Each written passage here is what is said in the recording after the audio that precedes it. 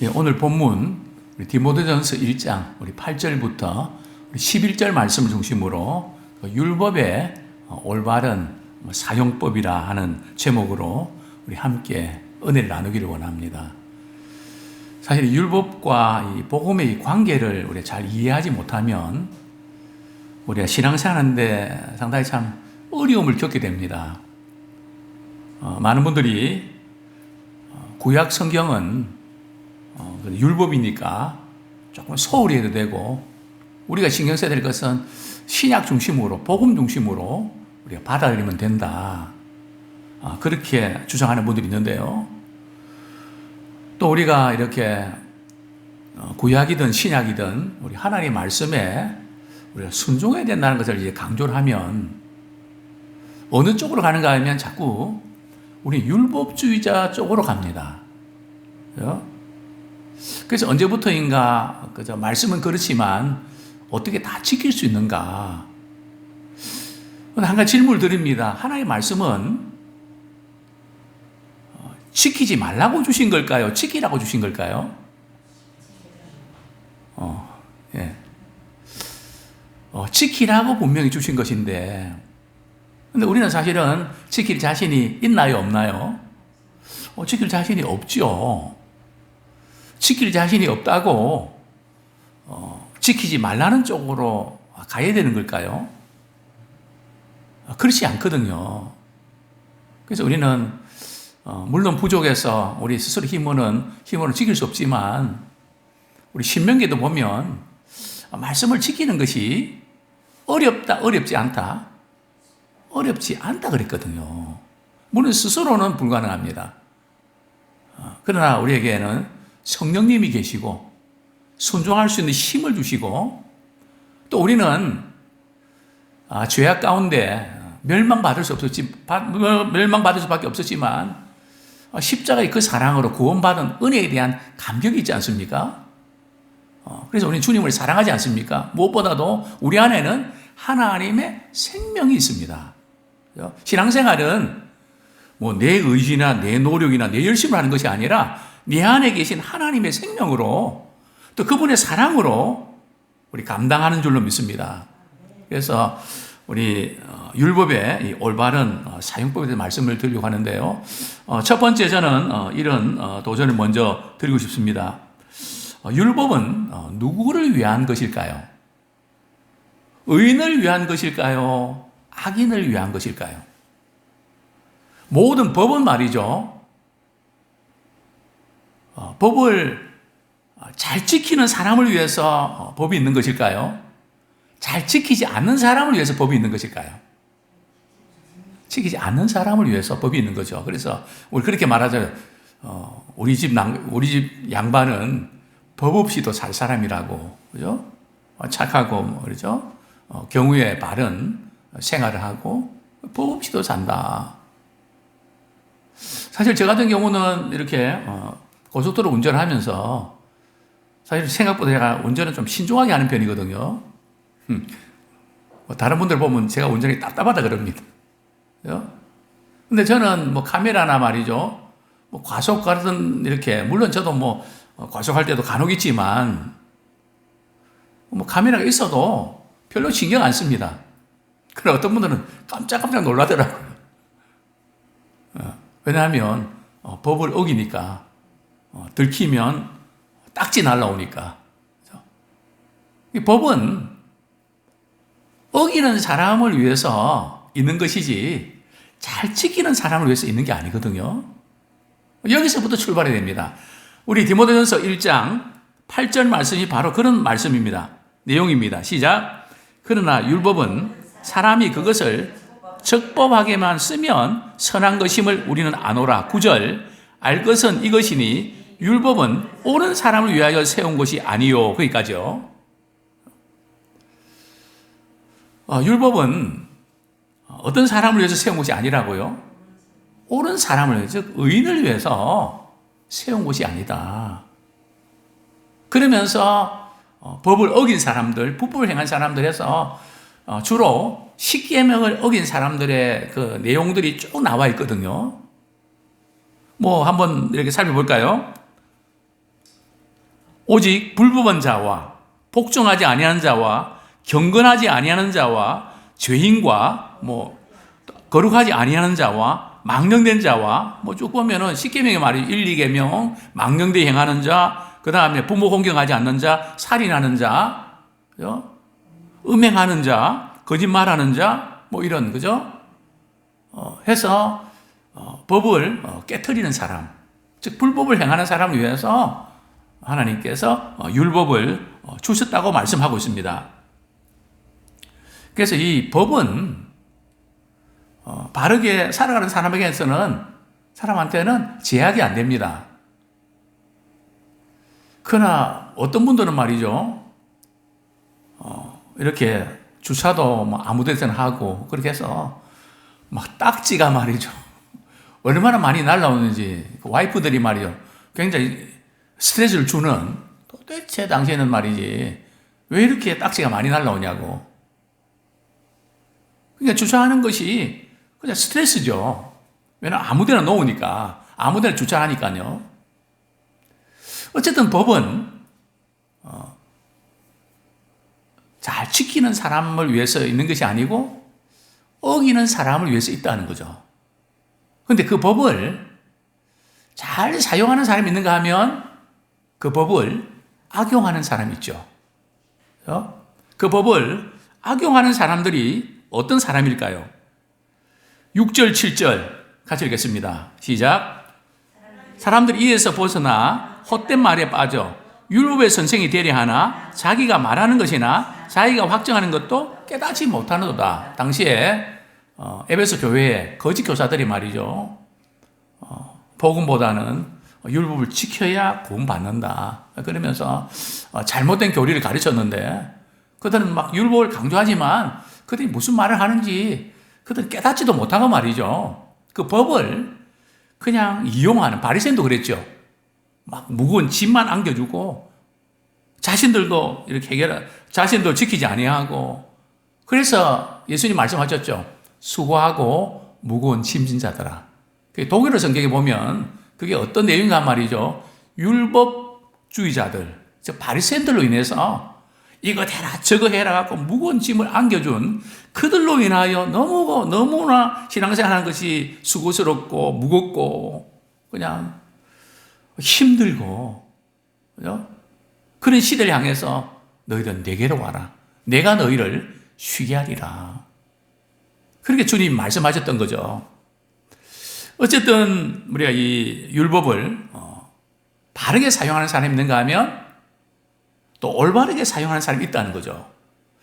그래서 이제 8절에 보면 말이죠, 율법은 사람이 그것을 적법하게 쓰면 선한 것임을 우리는 아노라. 정말 율법을 어떻게 쓰는가, 주신 분의 의도를 잘 알면 선하게도 쓸 수 있고 또 잘못 우리가 쓸 수도 있다는 겁니다. 그렇죠? 자, 우리 성경 말씀 한 구절 보겠습니다. 로마서 7장 12절. 로마서 7장 12절. 같이 한번 읽겠습니다. 시작. 이로 보건대 율법은 거룩하고 계명도 거룩하고 의로우며 선하도다. 율법을 적도하게 쓰면, 올바르게 사용하면 율법 자체는 거룩하고 선하다는 겁니다.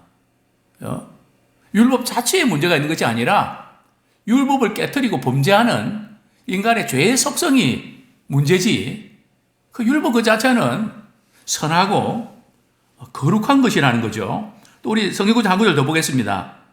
갈라디아서 우리 3장 24절. 갈라디아서 3장 24절.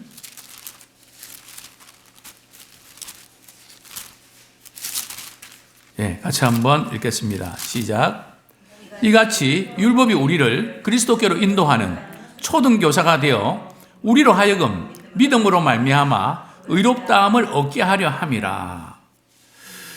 이렇게 율법을 우리가 이렇게 잘 사용을 해야 되는데 왜 율법을 주셨는가 하면 율법은 우리로 하여금 거울과 같습니다. 거울은 우리의 얼굴에 뭐가 묻었는지 그것을 가르쳐 주죠. 즉 우리는 이렇게 교회 와서 설교 들을 때 하나님의 말씀을 대할 때에 우리의 지나온 그 삶들이 말씀 앞에서 거울처럼 드러나게 되죠. 그래서 어떤 분들은 교회 안으로 들어오는 것을 되게 힘들어합니다. 왜요? 쥐구멍에 있으면 숨고 싶은 자신의 깊은 죄악이 드러나니까. 그래서 말씀을 듣다가 시험 들고 이게 사실은 충분히 이해가 되는 거거든요. 왜냐하면 말씀 그 자체가 아주 그 깊은 그 폐부를 찌르기 때문에. 그래서 제가 요즘 상담을 안 하는 이유가 상담을 하게 되면 제 개인적인 이야기를 많이 하잖아요. 그럼 설교를 하다 보면 자기 이야기를 한다는 거죠. 근데 저는 일반적인 것들 이야기를 하는 거거든요. 그런데 꼭 내 이야기 하는 것처럼 말이죠. 들려진단 말이죠. 그러니까 그게 은혜가 안 돼요. 말씀을 듣는데 그게 이제 이렇게 올무가 된단 말이죠. 그래서 이게 조금 모르는 게 낫지. 너무 잘 알면 이렇게 설교에 많은 제약도 받고 또 설교 듣는 분들도 또 그런 면이 있구나. 사실은 서로 그런 면들 나누고 같이 아파하고 참 좋은 일인데 항상 그렇게 받아들이게 된다. 왜냐하면 말씀 자체가 말이죠. 아주 폐부를 찌르기 때문에 막 거울 앞에서 자신을 비춰볼 때 말이죠. 그래서 어떤 분들은 얼굴이 벌개지는 분도 있거든요. 그게 이제 말씀의 또 속성입니다. 특징이죠. 어쨌든 이 말씀 들을 때 우리는 죄를 깨닫습니다. 참 하나님 앞에 내가 참 죄인이구나. 그래서 그걸 깨닫는 단계로 끝나면 안 돼요. 그러면 신앙생활이 말이죠. 죄책감에 시달리다 끝나버립니다. 신앙생활은 죄책감을 확인하려고 오는 게 아니거든요. 우리는 말씀의 거울 앞에 자신을 비추되 우리는 그 율법은 몽학 선생처럼 말이죠. 그리스도께로 인도하는, 그래서 주님의 은혜를 강구하고, 그래서 주님이 나의 죄를 십자가에 못 박혀 죽으셨고, 그래서 복음을 받아들이는 그쪽으로 나가야 됩니다. 그게 올바른 율법의 사용법이거든요. 그런데 많은 경우에 그냥 어떻게 죄책감에 시달려갖고 교회 오면 늘 그냥 이것도 못 지키고 저것도 못 지키고 막 그래서 어떤 자매 같은 경우는 말이죠. 펑펑 울더라고요. 목사님, 제가 말씀에 순종해야 되는데 잘 안 돼요. 미치겠어요. 미치면 안 되지. 신앙생활에도 미치냐. 그래서 은혜로 바꿀 수 있어야지. 물론 이 부분도 조심하게 받아들여야 됩니다.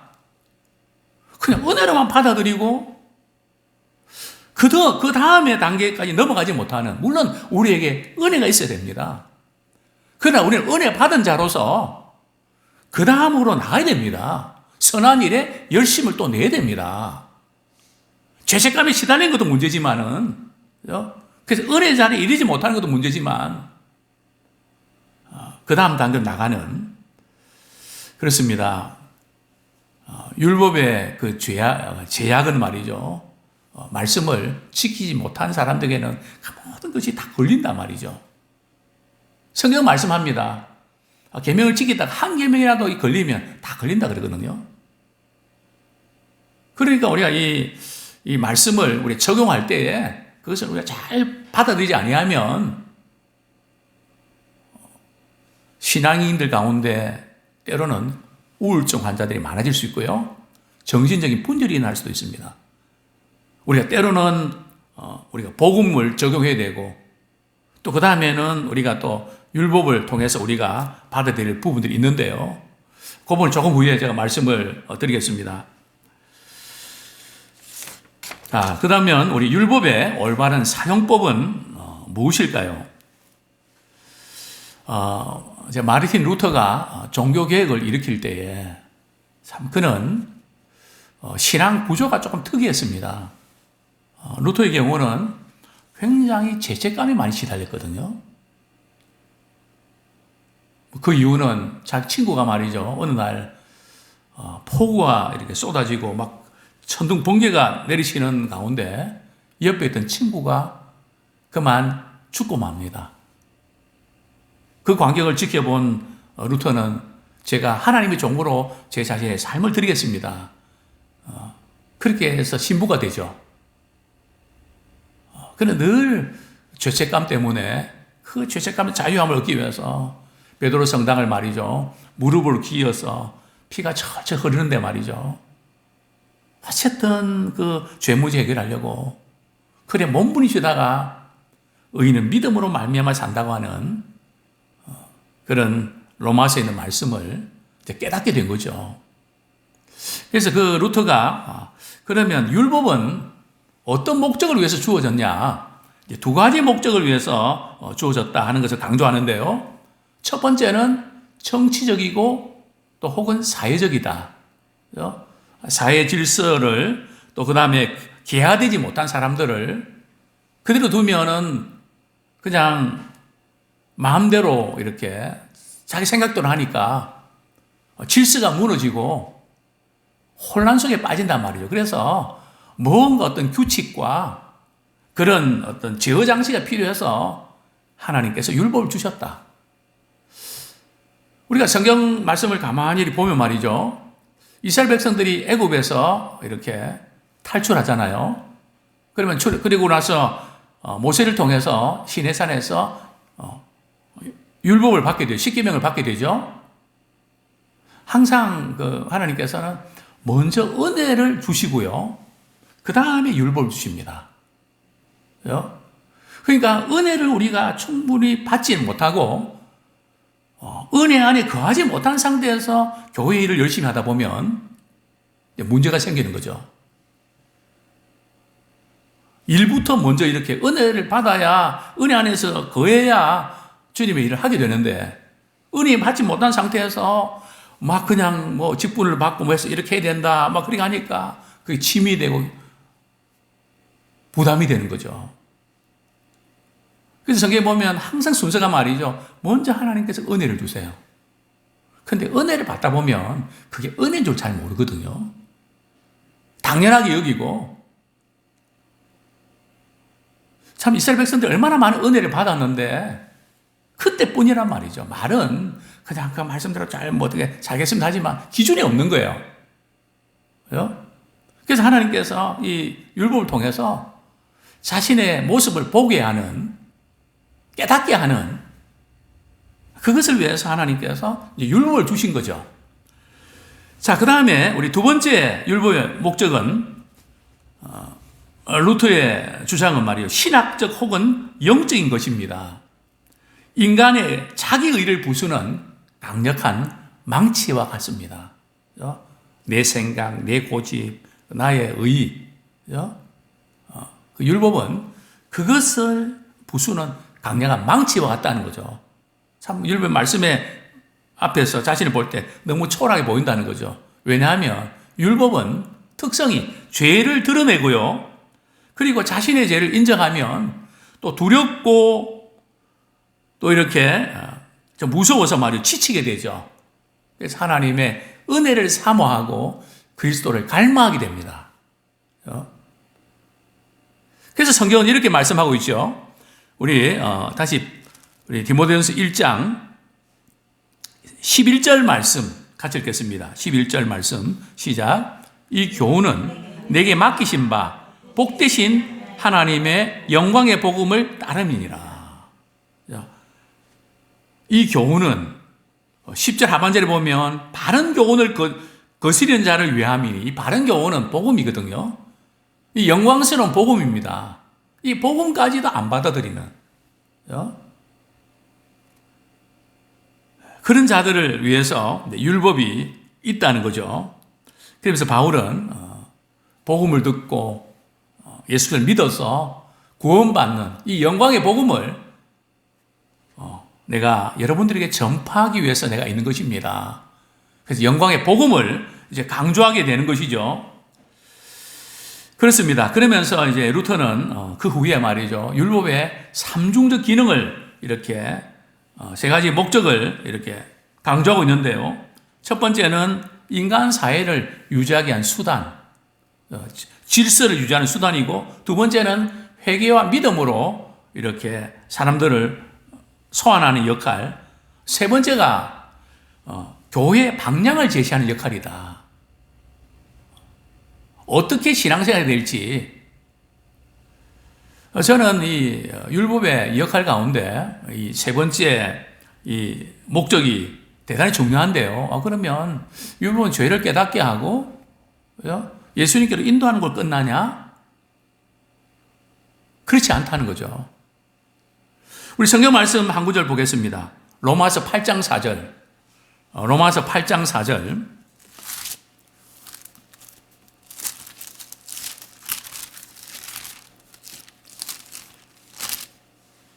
같이 읽겠습니다. 시작. 육신을 따르지 않고 그 영을 따라 행하는 우리에게 율법의 요구가 이루어지게 하려 함이라. 즉, 이 율법은 말이죠. 앞에서 그런 죄를 깨닫고 예수님께 인도하는 몽황성 역할을 하지만 또 우리가 율법을 통해서 우리가 성화되어 가는. 그래서 믿음으로 구원받은 성도들이 말이죠. 성경 말씀을 통해서 성화되어 가는 방향을 우리에게 제시해 준다는 거죠. 성화의 도구로 우리가 사용된다는 거죠. 그렇습니다. 또 켈빈은 말이죠. 그 후에 이제 종교개혁에 굉장히 이제 완성했던 켈빈은 율법에도 합당한 목적이 있다는 것을 강조하는데요. 그게 뭔가 하면 율법은 우리에게 하나님의 뜻을 가르쳐 줍니다. 우리가 성경 말씀을 통해서 우리는 하나님의 뜻을 발견하게 되는 것이죠. 그리고 그것을 행하도록 권면하기 위한 최상의 도구입니다. 그렇게 살아갈 수 있도록 우리에게 도전하고 또 이렇게 인도하는, 그래서 율법은 성화의 우리 도구로 우리가 사용되는 것입니다. 그렇습니다. 율법은 우리 악한 자들의 죄를 드러내고 또 의로운 모습으로 우리를 변화시킵니다. 그러나 우리는 하나님의 영광의 복음을 우리에게 주셨는데요.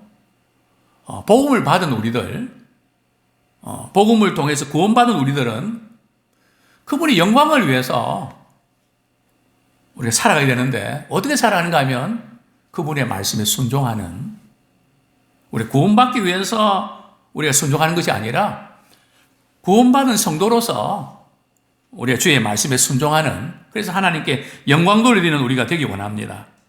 정말 우리는 이 영광스러운 복음을 전하도록 우리 주님께서 우리에게 이걸 맡겨주셨습니다. 우리 고린도후서 4장 6절 말씀 한번 읽고 우리 말씀을 맺겠습니다. 고린도후서 4장 6절.